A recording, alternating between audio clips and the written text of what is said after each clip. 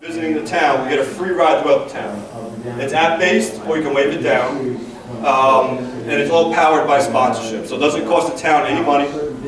We ask for a little parking with the cards, and maybe some electric, but other than that, it doesn't cost the town any money. All right, so if you're visiting the town, going throughout the town, Huntington, for example, if you're going from Prime to the Paramount, request on the app, pick it up from Prime, bring it to the Paramount, no charge. The next step to this that we're implementing is finding designated lots throughout the town. People or consumers coming to town can park in that lot and know that every 5 minutes there'll be a shuttle coming from that lot bringing you to town. So it frees up the downtown parking area with a free 5-6 minute ride to town, depending where it is. 48%. Jerry Giosta, as principal of Level G Associates. I know that they're involved in a number of communities on Long Island, but specifically, I worked with Jerry with the town of Huntington. He was brought in when we were investigating a parking structure, and we went through various machinations as far as number one, can it be financed outside of the 2% tax cap? It was very critical. The attorneys were able to work around that. And then the next thing was, could it be financed and will it pay for itself? And Jerry did a phenomenal job for us. So with that, I'm going to turn it over to Jerry so he can explain a little bit more what Level G does. Thank you, Bob. I have a PowerPoint here. I'm trying to get this load up. There we go. John, who is the building and I'm sure the question you have Does anyone know what?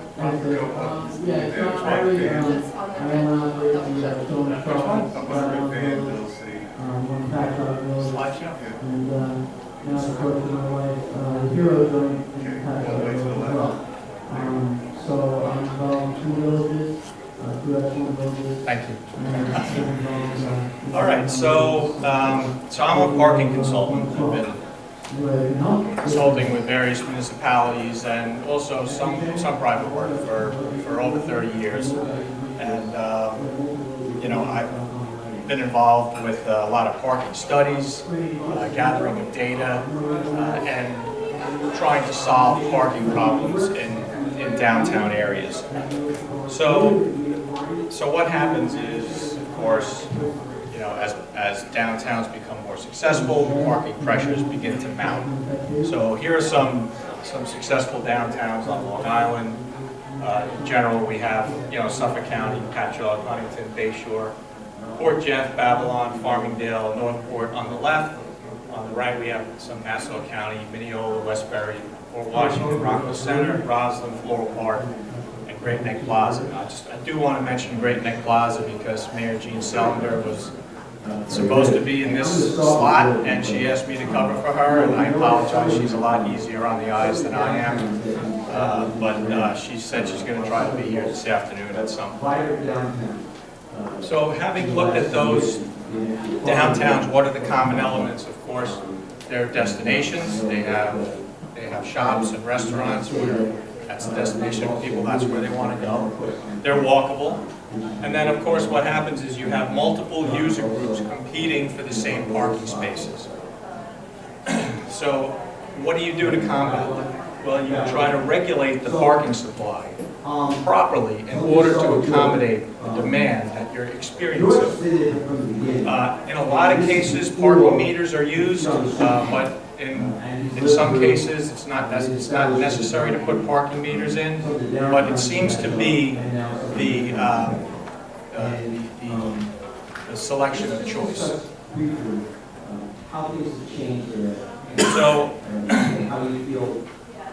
So these are the 6 elements that I've identified as putting together a solid parking management plan in your downtown, and how these will work to help solve parking problems. The first thing you have to do is you have to measure. You have to know what you have. You have to understand what the turnover is, the occupancy, where specifically in downtown are the problems being experienced. Because you're going to get a lot of anecdotal information. You're going to get people saying, oh, there's a huge parking problem over in this section. If they don't have, and that's just something off the top of their head. Is there any data to support it? You have to go out and get the data. Here's an example in Great Neck Plaza in Mayor Selmer's town, where we looked at occupancy. You can see those yellow boxes showing 100% occupancy, durations, how long were cars parking, and also the turnover, how often are the spaces turning over. These are all important elements in getting people in and out of parking stalls.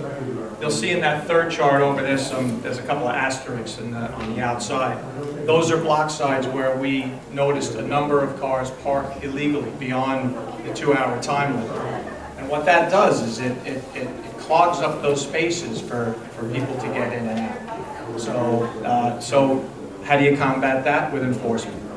Enforcement then is another fine line that you have to walk. Because too much enforcement is seen as aggressive, and not enough enforcement, people are going to try to get away without putting money in the meter.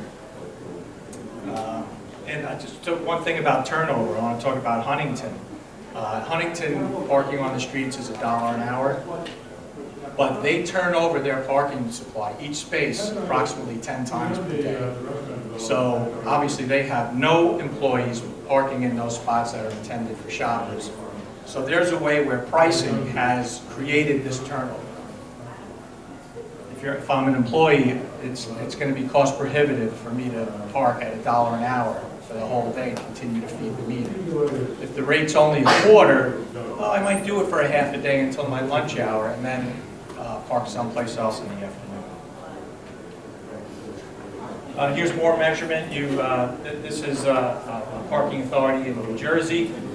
You can see all their parking facilities listed on the left, and an hour-by-hour occupancy of each one of those lots. It's great information to have, great way to plan and design parking programs that will accommodate that.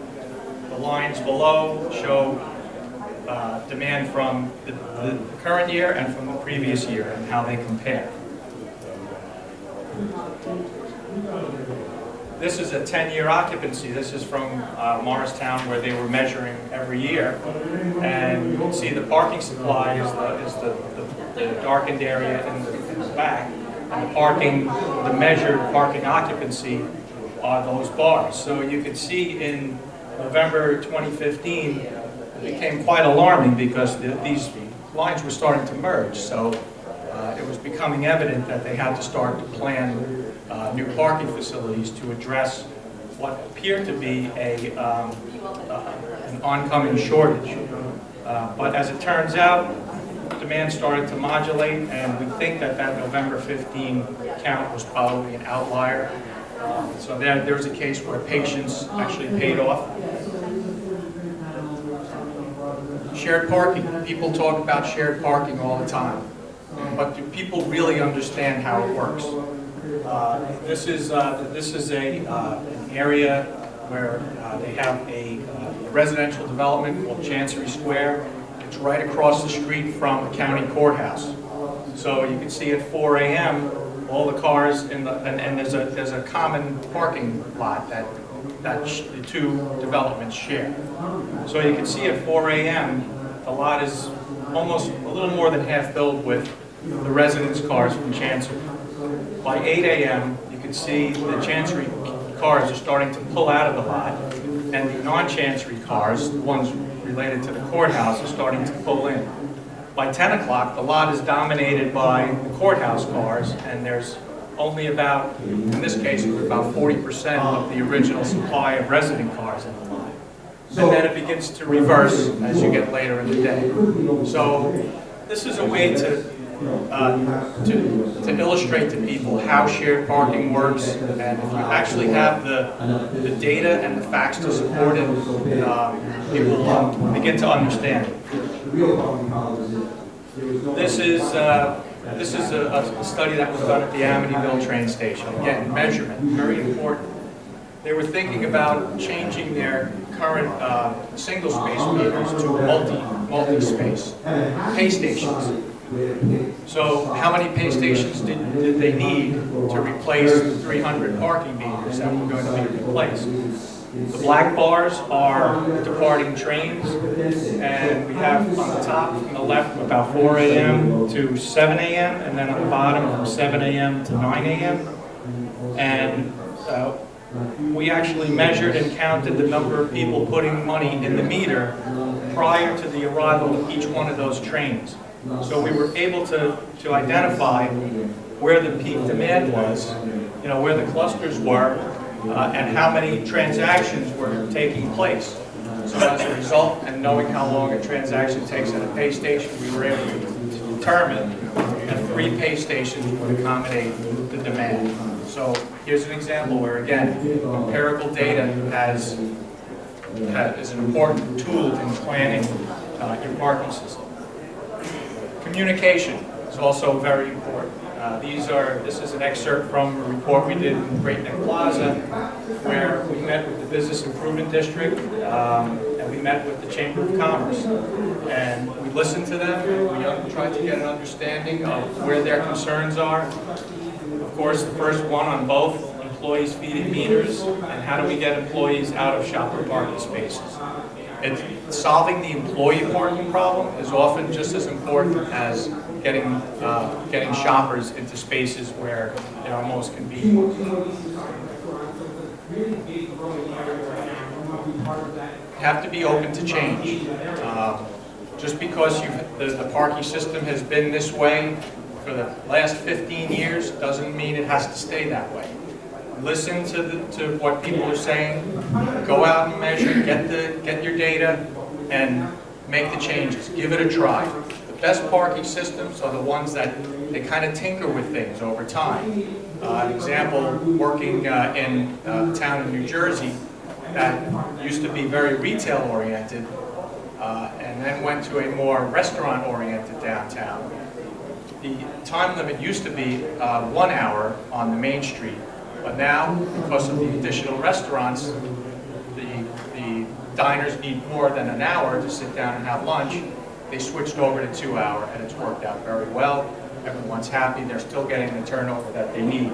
But they've responded to the business environment that they've been presented. Signage is also important. On the left, you see a plan that directs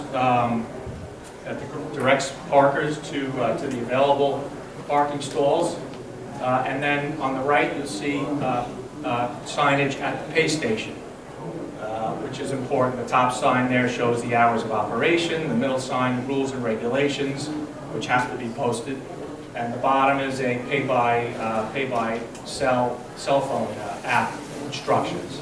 And also on the pay station itself, it's very important to put clear instructions, and you should review those and make sure they're getting the proper information across on a regular basis.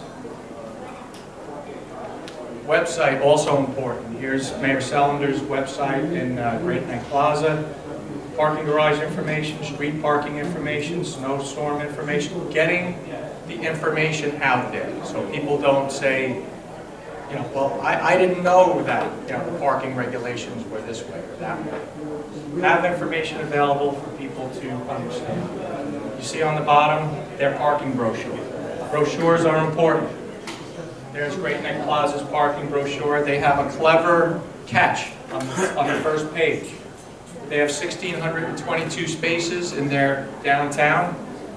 So their slogan is 1,622 reasons to shop, dine, and enjoy Great Neck Plaza. So the middle one is from Patchogue. They decided to go with a little cartoon character who they've called Pay Station Pete.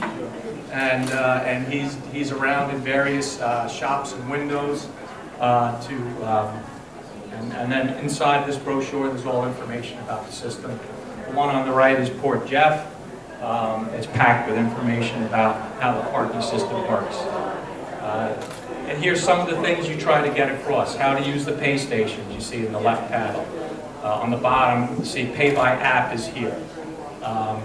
And then statements about the rationale and why the parking system is the way it is, making Bay Shore a better place to park. We're here for you. Be open to listening to people in various groups. And of course, on the right, frequently asked questions.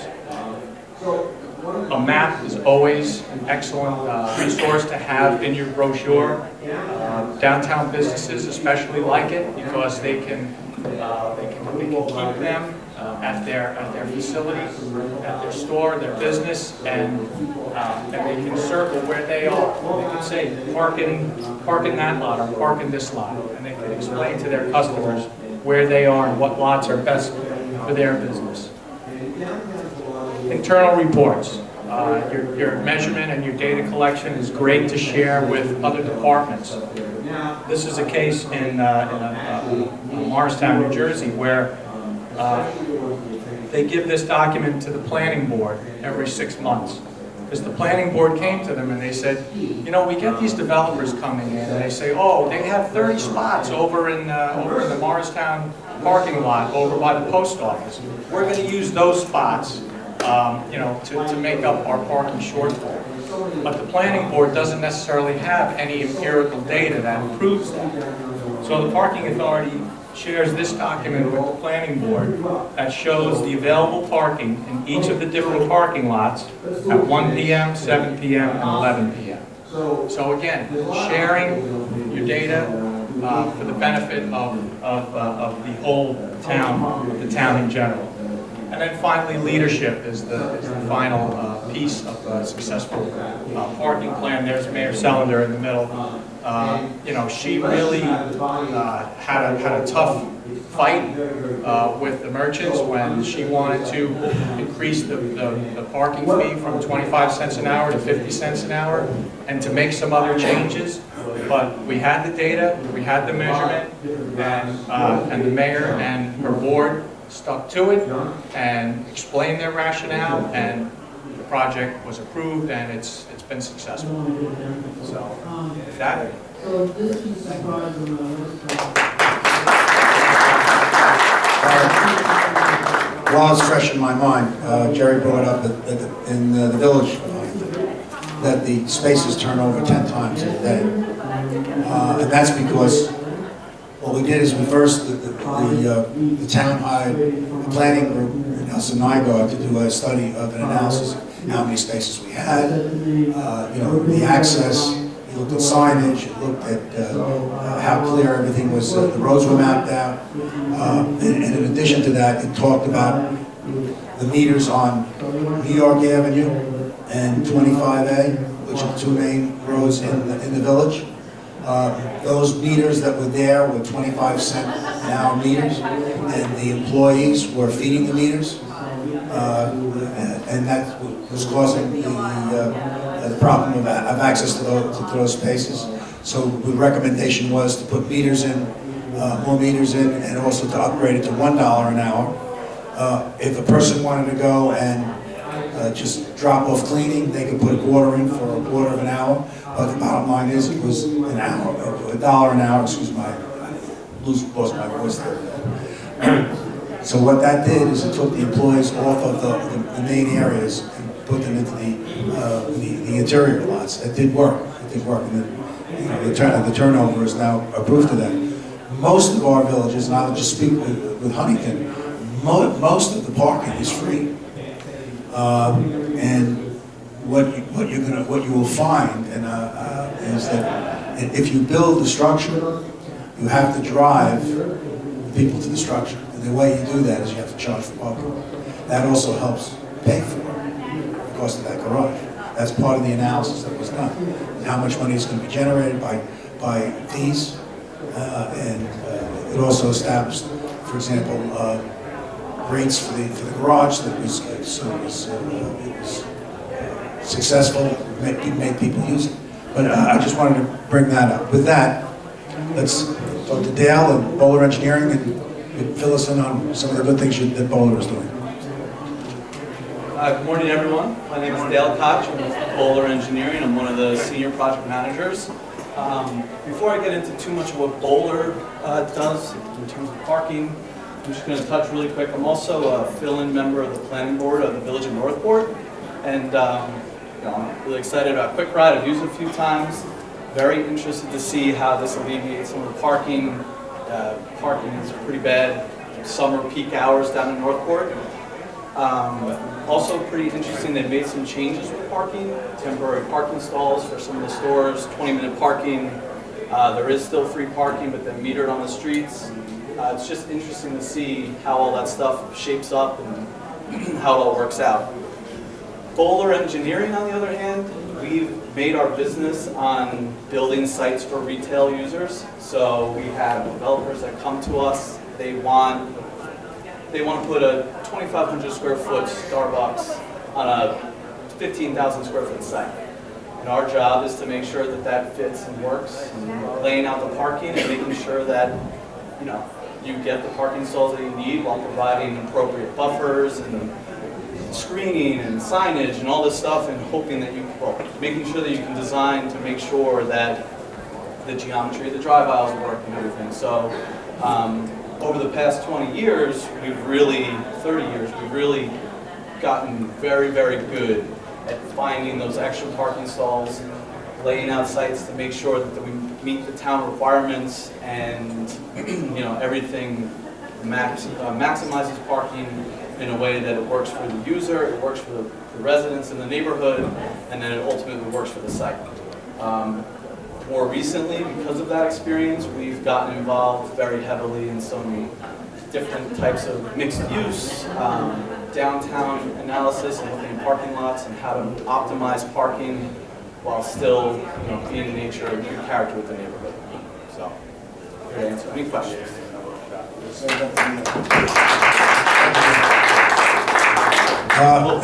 And our last panelist, Brian Hardy from the Village of Farmingdale, with all the success that's going on in Farmingdale, with regard to apartments and businesses, obviously there's challenges of parking. You're lucky in that you have those transportation lots for the train station. But curious to see what Farmingdale is doing. Brian. Thank you very much. I'm going to sit if it's okay with everybody because I have a few notes I want to refer to. But welcome, and obviously there's a very big interest in parking and parking demand in villages and towns around the area, otherwise we wouldn't have this big crowd here today. So when I first started at Farmingdale about 8.5 years ago, we didn't have a parking problem. We had a downtown that was in horrible shape. We didn't connect things well. The infrastructure of all the parking facilities in the village are substandard for tripping hazards and tree roots and the like. Plus when I got on board, there was a policy of ticketing at night for whatever the offense was. So not only did you have angry customers, but you had angry businesses with ticketing at night when I first got there. So one of the things we initially did was stop ticketing after 6 o'clock at night, and it opened up the business community for a friendly, welcoming environment. And I think that's a key to running a downtown, that you have to have a friendly, welcoming environment. And then there was a beginning of a change in the downtown area. But the parking facilities themselves were in such poor condition, we had to redesign and rebuild all the parking lots in the town, in the village.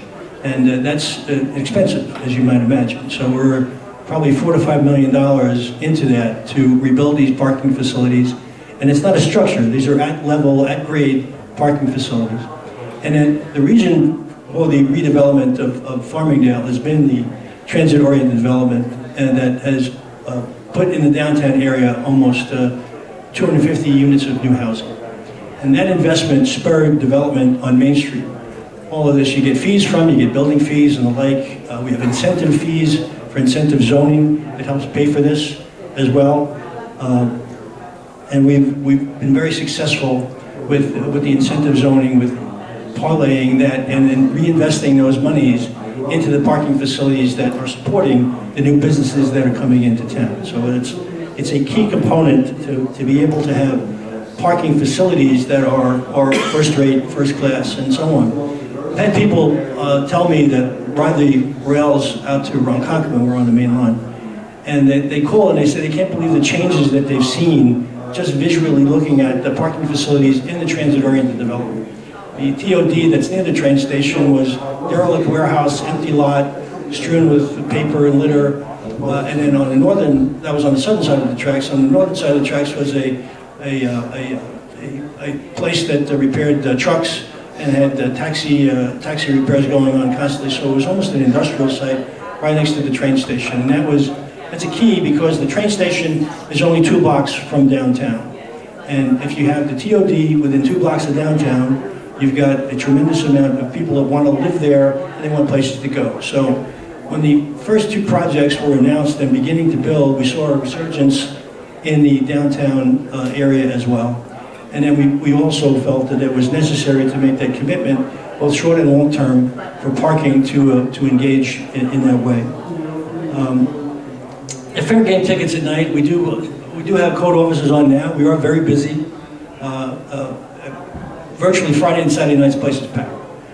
We made an arrangement with the local school where we have 80 parking spaces that are at no cost to us, just through an intermunicipal agreement for a local school where we're utilizing part of their parking lot in the evenings during the week and all day from Friday night until Monday morning. So that has worked out extremely well financially, and it's worked out extremely well as an overflow parking situation. So to try to maximize the use of existing facilities that may be near you is important. As these gentlemen were talking before about utilizing the train station parking, we have 600 spaces at the train station, which are underutilized at this point, but we're looking to ways, and we formed the Business Improvement District in downtown Farmingdale, which will take effect the next tax year, starting up very shortly, and they will be enabling to put as part of their budget the connective piece between the train station and the downtown area. Utilization of existing infrastructure is very, very important. We made other investments in new construction of parking lots as well. We built 2 of them. One of them was on existing land that the village had, which was a minor investment of about $150,000, and that provided 45 spaces. And we bought a property on Main Street, which was an opportunity for the village. If they passed on it, would have become probably housing, which we needed the parking for the downtown area to support the businesses, so we made an investment there of about $1,250,000 between the purchase of the property and the build out of the lot. That's about 45 spaces as well. We also purchased a building to connect, which we tore down to connect one of our parking lots to Main Street, because there was not a direct access from that lot to Main Street. You would have had to walk through an existing business to get to Main Street from that particular lot. So that is done, it's been completed. All of the things I'm talking to you about now are substantially complete or all completed. We're looking to do one other major parking lot in the downtown area, and we're going to rebuild the south lot at the railroad station next summer. So the next spring we'll be rebuilding the lot that's behind Village Hall. If anybody, how many people are familiar with Farmingdale? Many people here. Oh, it's nice to hear. So we're the infrastructure component to this. I can't emphasize it enough. But as Jerry was saying, the management of these things are the key. And we do have timed parking in the lots now during the day, during the week, after 4 o'clock at night. I like to call it free-for-all parking at the moment. It seems to be functioning okay, but it's not the optimum. I think we've got to go along some of the lines that Jerry's talking about, with and the gentleman from Quick Ride were talking about, to connect those pieces and to manage the parking a little bit differently. And I think it's and code enforcement at night, on a Friday and Saturday night, the only thing that's a ticketing is for fire zones, blocking corners, intersections, and for handicap parking. So we think those are fair game tickets because they're all related to safety and protecting the handicap. So that's what we're doing. Thank you. Thank you, Brian. Very exciting and fun. There's no question about it. In a discussion in Huntington, where we talked about the possibility of a parking deck, adding about 350 spaces. That's what all the reports showed that was the demand. A lot of things came up with autonomous cars, the effect of Uber and Lyft, ride sharing like Quick Rides, and would we need this if all this came about? All the consultants that we talked to, and we had numerous ones that worked with the town board and the parking committee, indicated that this was 10 to 12 to 15 years out. Although it's real, it's out. So what do you do in the meantime? And in the case of the town of Huntington, they have many other lots that are tucked in all over the village. And very simply, if the need dropped, the town could sell those lots for development. Further driving parking to the garage, to the structure.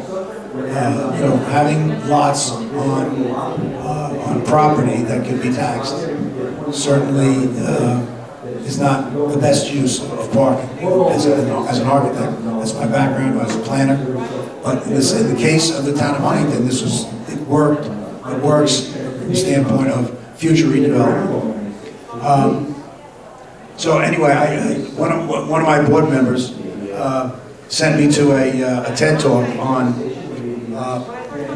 autonomous cars, and predicted, an architect from San Francisco predicted that within 10 years, autonomous cars were going to be a major impact on parking, and that there would not be a need for structures or additional parking, that this was going to slowly eat away at this need. And that could be possible. I mean, technology is advancing.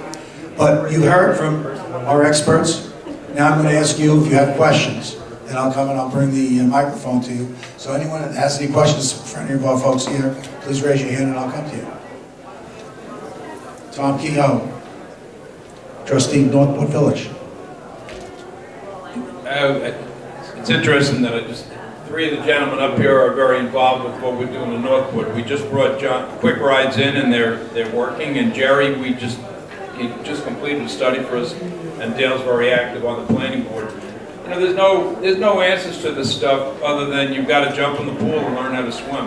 And as Bob said, 10 years, 15, 20 years from now, when we're not doing this anymore, some of us that are older, will we need all this parking? Will the villages and towns be able to sell them, or should we sell them?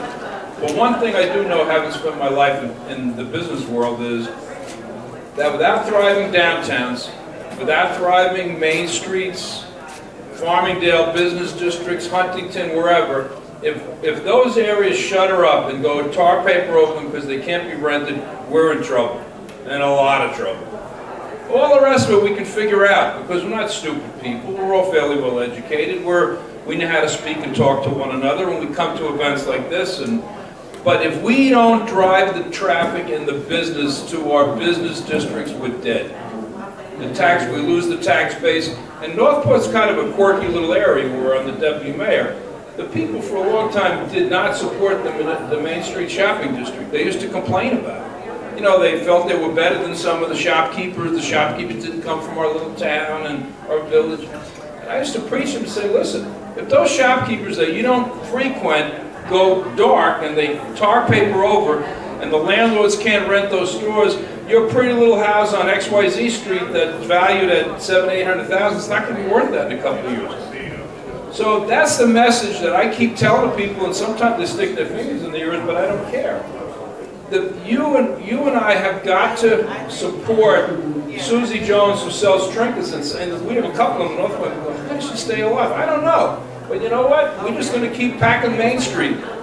And the other problems, we can find the John Yancey-Gays with the Quick Rides and the Jerrys that can help us and the engineers like these gentlemen. But if we don't have the people coming to our shopping districts, we're dead. The tax base goes, people move, etc., etc. All the rest of it, we can figure it out. So, I'm thrilled that these guys all happen to be here today. I've known Bob for about 10, 12 years too.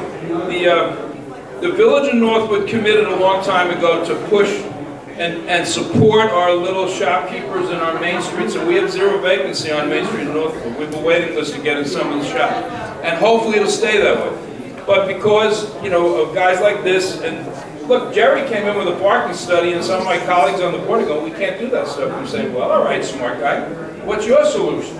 They don't have them. So, we are bringing in the best we can find to help us, and then it's up to us to kind of cut and paste and say, all right, well, those people are not going to support it. They got to do something. So, thank you for this. It's a great event today, and I'm really thankful, for all you men being up here. Tom, great. Couldn't agree with you more. Couldn't agree with you more. Yes, sir.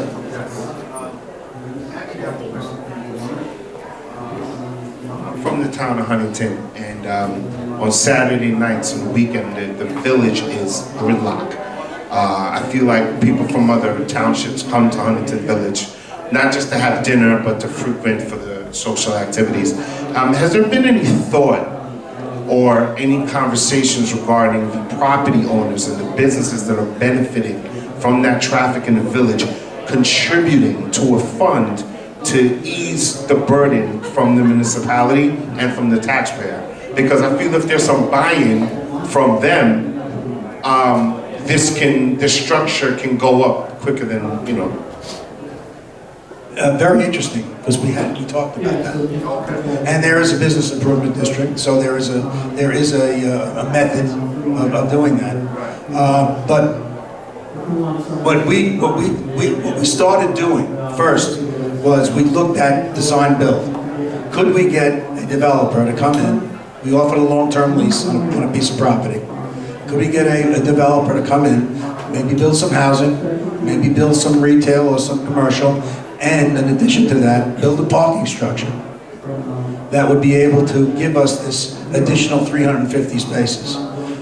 We got 5 people that applied, groups that applied, and none of them were able to really meet the test of the 350 cars. And really, it worked out to be an $80 million project that's $25 million. And what it showed is that the town really had to evaluate how they could build this themselves and frankly control the aesthetics. I mean, in most of our villages and our downtowns, unincorporated areas, the aesthetics of the garage are the thing that's going to drive this, besides the need. But the aesthetics, because then everybody comes out and says, what are you doing to my town? I don't want a 5-story structure. You're turning it into Queens. Not that Queens is bad, but these are the things that happen. So to me, the only way to protect that was that the town had to come to the table. And the town told us very early on with the 2% tax cap, there was no money for this. There was no money in the budget for the retirement of these bonds.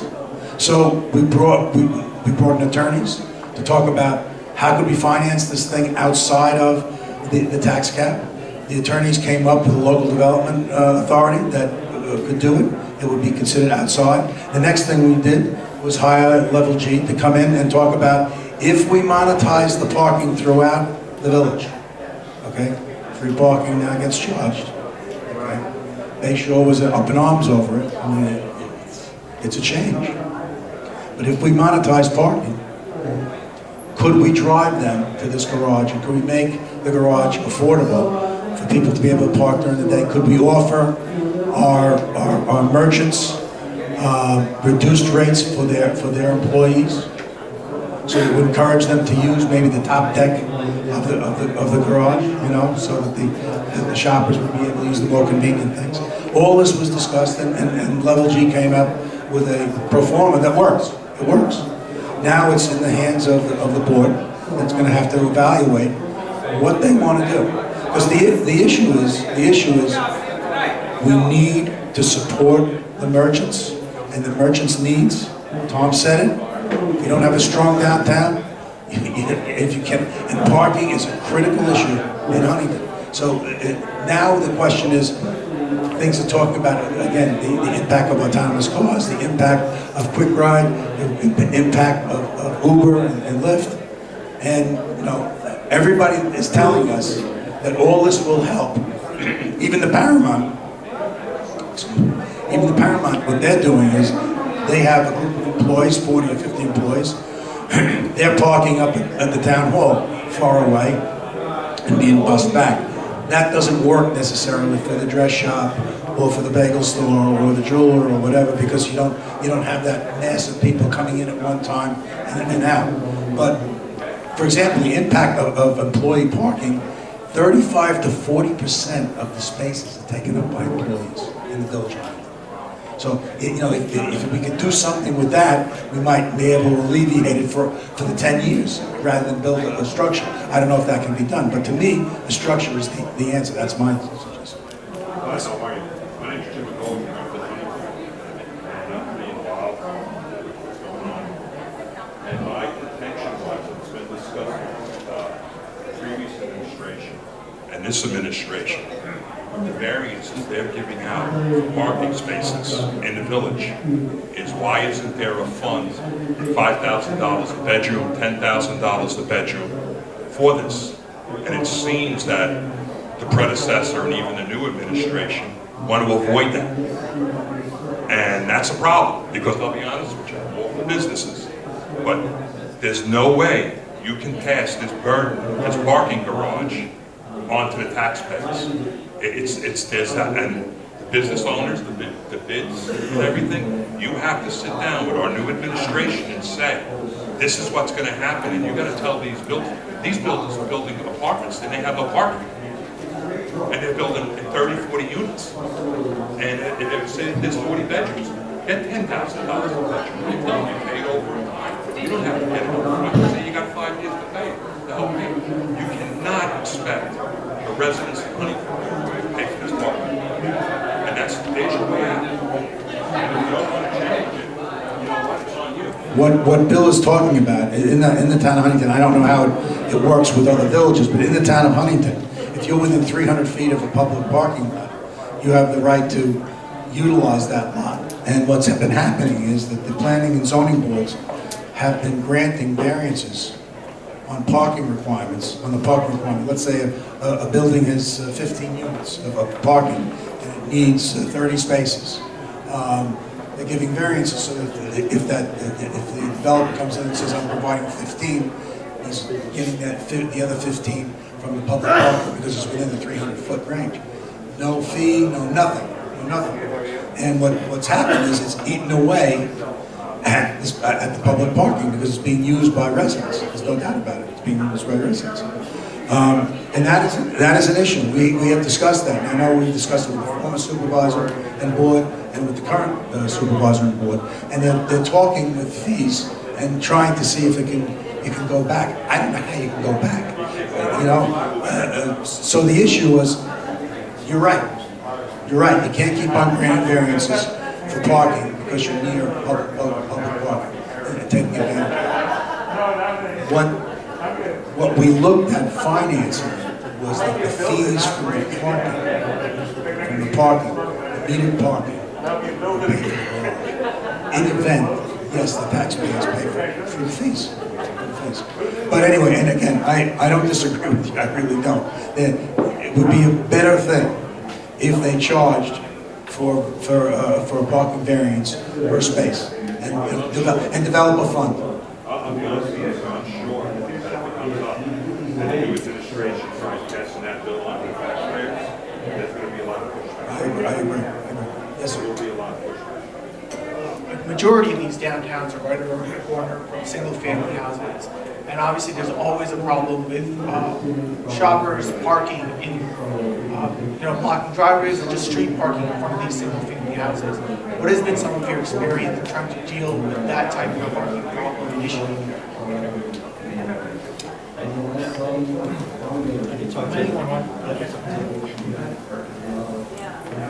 When you have an issue like that, our code enforcement does react. We're reactive on that. If we get complaints from residents in neighborhoods where people are blocking driveways and if the parking lots are full, that kind of thing, if people are parking on the street, we will act on that. That's typically on a Friday or Saturday night in Farmingdale, and we will act on it with code enforcement able to. Do you have residential parking zones? Where because code enforcement can go there, but if they're parked legally, just, on a residential street. If they're parked there legally on the residential street, that's okay.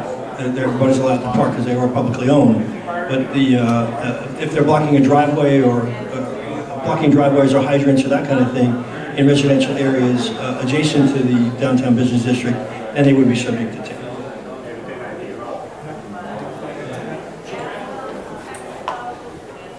Residential parking zones are a very interesting topic, especially in this state. I've worked all over the United States, and in every other state that I've ever worked in, the local government has the right to establish residential parking zones.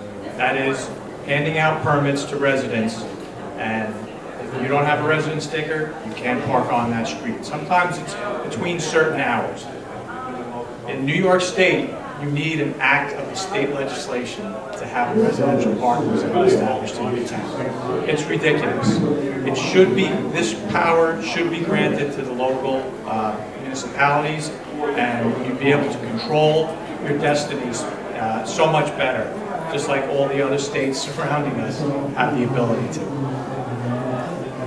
I'll make a couple more comments. One about this gentleman in Northport. Thank you for your comments before about the value of housing with vibrant downtowns. In Farmingdale, the local realtors tell us that if you live in the village, your house is worth 25% more than in the surrounding greater Farmingdale area. The village is 1 square mile, it has about 9,200 people, and it's a very small, it's about a third of the component of the greater Farmingdale zip code. So it's, but they do say, the realtors tell us that because of the village's resurgence, reemergence, renaissance, whatever you want to call it, it has created value for on the local real estate basis, because it is, the town is a destination and people really like living there. Questions?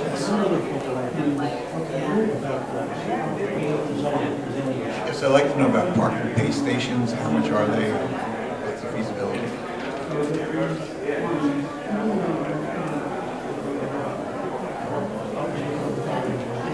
Yeah, pay stations, if you're a local government, you have to do an RFP to purchase them, and that's the best way to go about it, because you're going to create competition among the 3 or 4 companies that produce reliable machines. But if you wanted to budget for it, with the base and the machine itself, it's probably between $12,000 and $15,000. Also, if it's an off-street facility, it's always recommended to have a shelter over it. It extends the life of the machine considerably, and customers prefer that. Just a couple of final comments on the zoning issue that the gentleman in the back raised. In Farmingdale, anything that's built in the downtown mixed-use zone, which was created as a result of a planning study that was done about a dozen years ago and ended about 2010. We have all of the parking for all of the residential components must be parked on site. They can't use public parking for that purpose. In addition to that, under the incentive provision in our code, which we can get a density bonus, any of that housing that's a density bonus has to pay $1,000 a year per unit. That's the current rate, or the rate that's been established in the past. That may go up, who knows? But $1,000 a unit for a minimum of 10 years. So that money is used and reinvested in the parking facilities in the greater downtown area for the business component primarily. So other communities are doing it. Okay, that's been the argument why not in Huntington it should be done. Yes.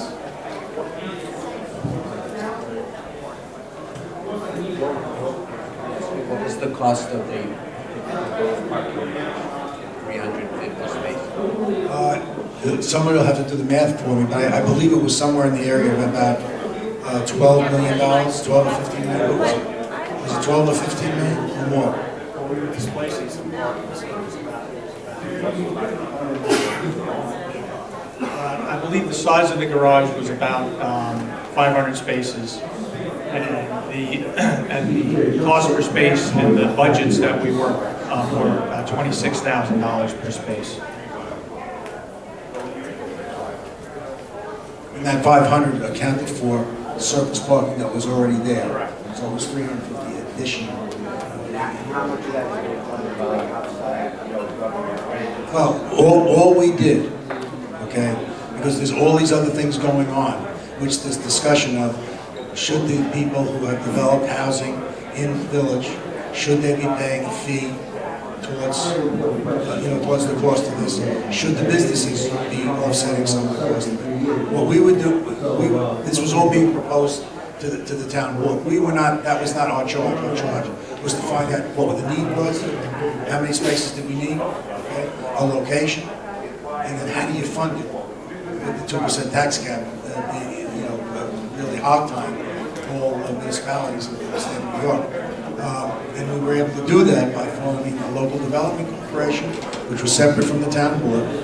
They were able to float bonds based on a feasibility study that was done by Level G that showed that if you raised parking fees and you metered all the free parking to, I think, $1, and then it went down, I think, 50 cents in certain areas, and there was still some free parking on the outskirts, how much revenue would that then draw for the garage? And it showed that, I'm not going to do Jerry's presentation because I'm not a financial guy, but basically it showed that the bonds would be backed without any trouble. They would be funded. So it would be financed by bonds by this local development agency and retired from the fees that were generated from parking.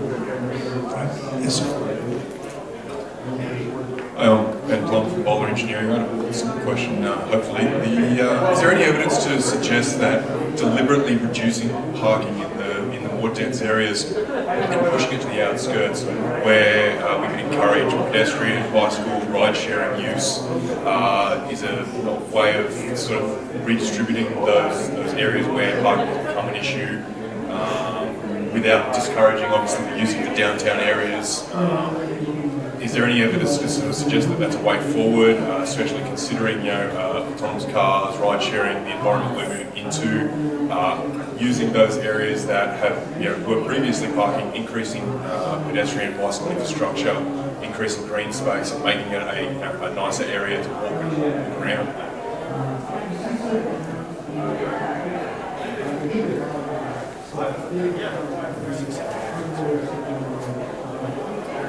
Yeah, I think there's a lot of underutilized lots that people don't know about. In Huntington alone, in Town Hall after 5 o'clock, there's about 75, if not more spaces there. That I think is not appealing to people because it's kind of dark at night. If you brighten that up a little bit at night, there might keep more people there. In terms of staff, we are able to, what was the peak hours in Huntington that we found that parking was the biggest problem? Do you know off the top of your head? I know it's, do you happen to know? So 10. Okay. No, that's good to know, because that's something I think that if you start pushing consumers and people come to the town through farther lots, we come in is we can help move those people through town.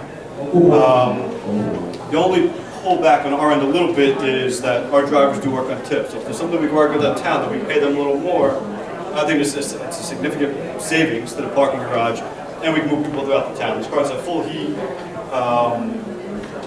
There's so many different options. I know Mill Dam, we just moved the Prime, you see the Prime car sitting outside.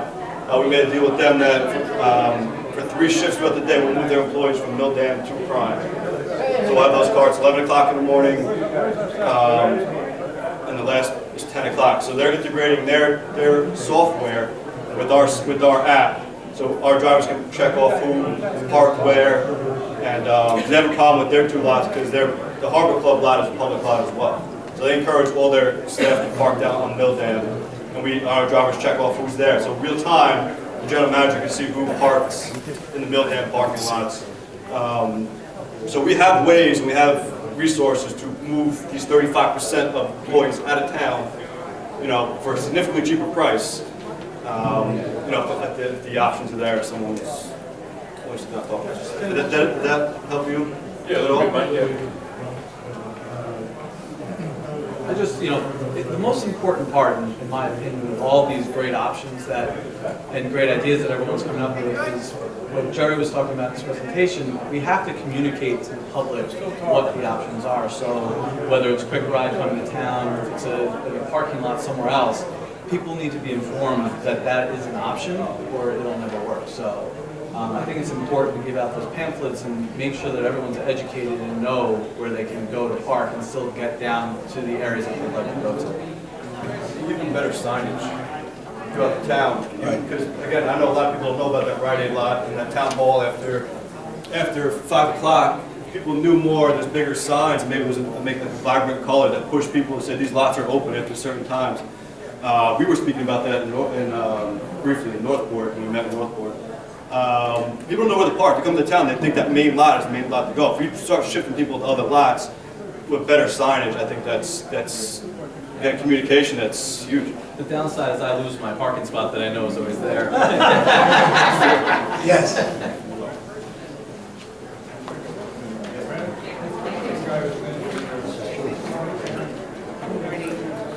Hear me? Yes. As a super senior of 83. I'm curious about things. I'm not technically astute. I'm not of the digital age. But I'm wondering, when you do your studies, do you take into consideration the study to compare construction, maintenance, and fees in regard to building affordable housing, housing for seniors, high-income housing? Is there a difference in terms of the amount of money that you need in your budget? And do you have funds like capital funds and tax levy funds to help augment such things?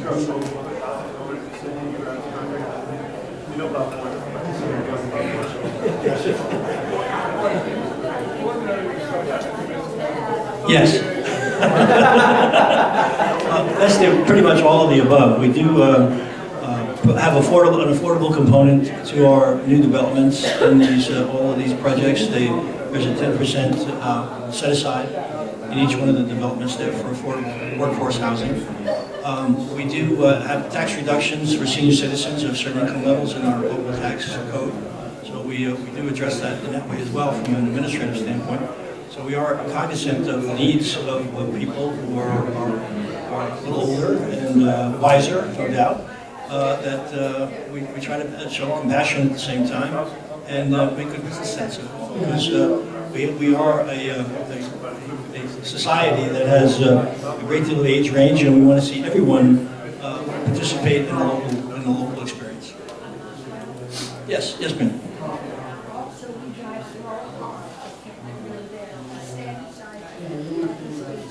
We were going to be addressing that. I think at Great Lake Plaza you have addressed that, haven't you, Jerry? With compact cars parking. We're going to be looking at that very shortly because there's a proposal on the table for Monday night's meeting, which is our board meeting, put a moratorium in for a 6-month period to reevaluate some of the things we're doing in the downtown area. And that's going to be one of the things we're going to look at as far as compact car parking spaces. So that will enhance the utilization of the lots, particularly in the privately owned properties. In the publicly handled lots right now, we have a 9x18 standard that we utilize. But we're going to take a look at it, that's for sure. Yes, final question.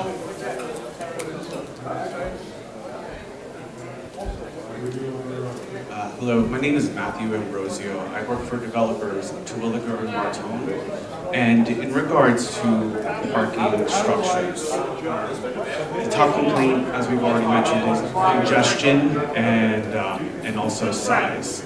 Even in a situation where we've offered to completely fund the parking garage, we've received pushback. And it's basically because of size and aesthetic. I'm guessing that, residents are probably thinking it's going to be all steel and concrete. Even when we go for a proposal, we would like to know what's a great way to approach the residents when proposing a parking garage.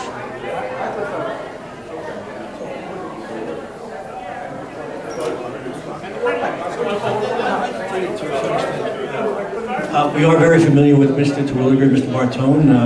Mr. Terwilliger and Bartone built one major project in the village. They have at grade parking.